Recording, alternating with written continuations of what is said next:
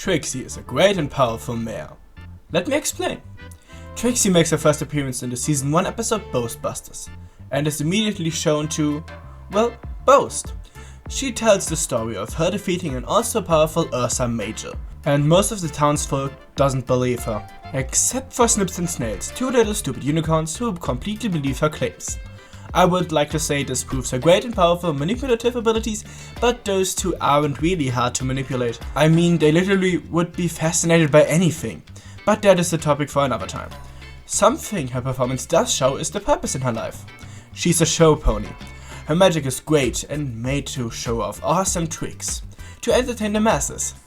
The boasting part is part of her performance, which makes it a valid part of her personality. But as soon as the actual thsi Major appears in the village, she does try her best to actually defeat it, which points out her courage and bravery, as well as her intention to actually be the pony she claims to be, despite knowing that she doesn't have the power to defeat it on her own. And as soon as she admits that, she retreats and confesses that her story was made up to make herself look better, and in admitting it, she shows actual concerns for the citizen.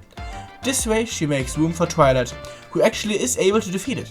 But this event led to a grudge against Twilight that won't go away for the rest of the show.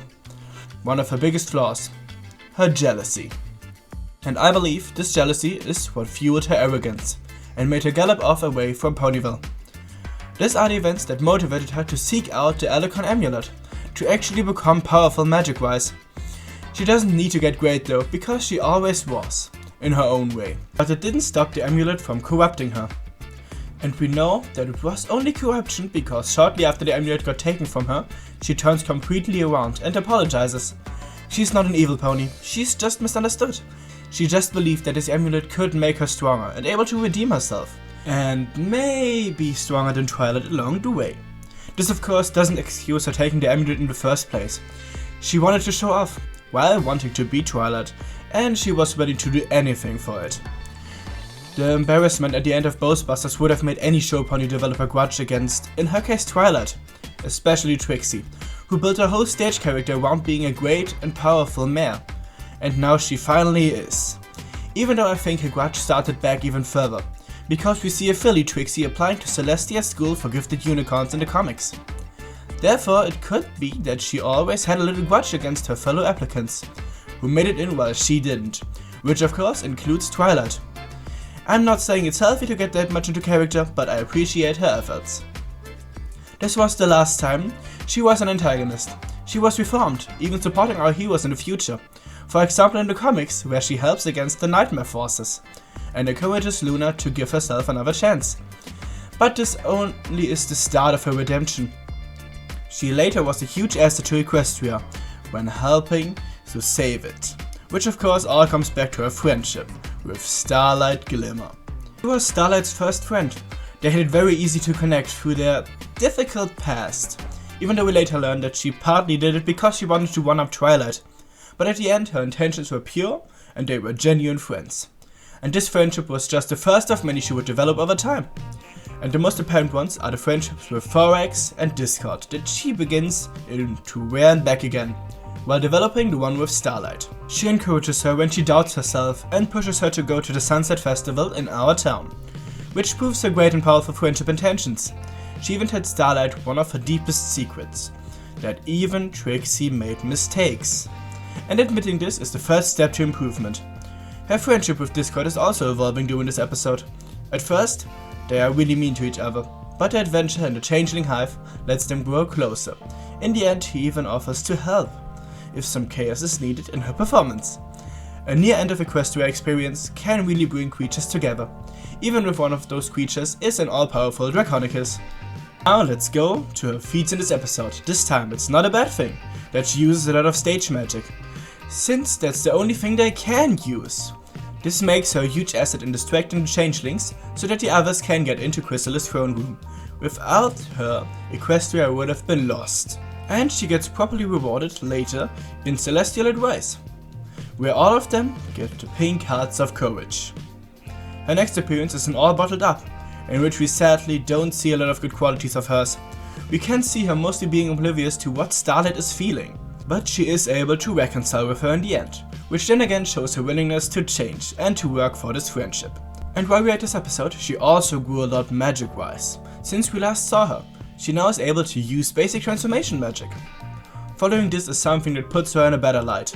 To change a changeling, she accompanies Starlight into the Changeling Kingdom to help Thorax, another friend she made back in the Season 6 finale.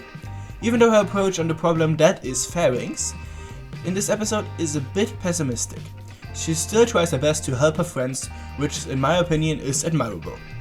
And she even makes more friends in her next appearances. In Uncommon Bond, she discovers her shared fondness of stage magic of Sunburst and herself. The next time we see her, she is a substitute teacher at the School of Friendship, once again to help out Starlight, but she seems to really enjoy the time with the students. At least until Discord shows up and ruins it. This isn't the last time we see her in a classroom, but for now, let's go on to one of the most important episodes regarding the friendship between Starlight and Trixie. Road to Friendship really puts their friendship to the test, and this time it isn't Trixie's fault. This time, Starlight is the one who trades the wagons and makes everything hard for Trixie. But even after the complete disregard of Trixie's feelings on Starlight's side, they still are able to reconcile. This friendship is one of the strongest that was shown in MLP. They've been through so much together, not as much as the main six, but enough to build a great relationship on it.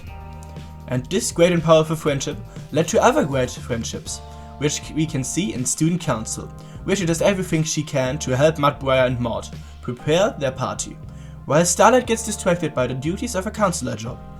This once again is a hard obstacle their friendship has to overcome, but they are easily able to, after Starlight admits that she put her work above her friends. Her last major appearance is in a Horseshoe Inn, in which she tries to become the vice head mayor of the School of Friendship. When Starlight first mentions that role, Trixie unknowingly assumes that she will get the job regardless of what she does.